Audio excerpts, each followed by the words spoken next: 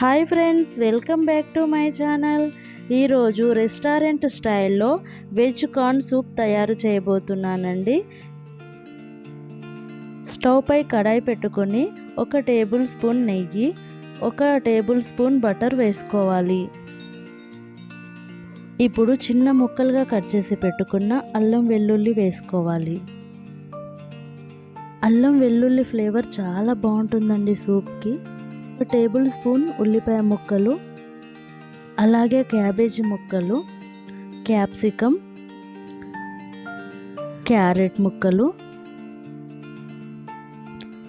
Beans, sweet corn ముక్కలను వేసిన తర్వాత ఒకసారి స్పూన్తో కలుపుకొని మూత పెట్టి ఒక 2 నిమిషాల పాటు కుక్ చేసుకోవాలి. మూత పెట్టిన తర్వాత మంటని మాత్రం లో ఫ్లేమ్లోనే పెట్టే కుక్ చేసుకోవాలి అండి. మధ్య మధ్యలో ఒకసారి మూత తీసి ఈ వెజిటేబుల్స్ని కలుపుకోవాలి. ఇలా బాగా ఫ్రై అయిన తర్వాత 1 లీటర్ వాటర్ వేసుకోవాలి. మనం ముందుగా ఉడికించి పెట్టుకున్న పచ్చి బఠానీలు కూడా వేసుకోవాలి. ఇవి వేసుకున్న ఒక 3 నిమిషాలకి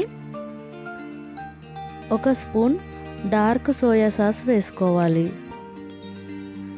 కంపల్సరీ మనము డార్క్ సోయా సాస్ వేసుకోవాలి. అప్పుడేనండి మనకు రెస్టారెంట్ స్టైల్లో వస్తుంది. ఒక బౌల్ తీసుకుని 1 టేబుల్ స్పూన్ కార్న్ఫ్లోర్ వేసి వాటర్ వేసుకుని ఉండలు లేకుండా కలుపుకోవాలి. కొంచెం కొంచెం వేసుకుంటూ కలుపుకోవాలి. ఈ కార్న్ఫ్లోర్ ఈ సూప్కి ఓన్లీ థిక్నెస్ కోసమేనండి. కొంచెం కొత్తిమీర వేసుకుని ఒక 3 నిమిషాల పాటు కుక్ చేసుకున్న తర్వాత స్టవ్ ఆఫ్ చేసుకోవడమే.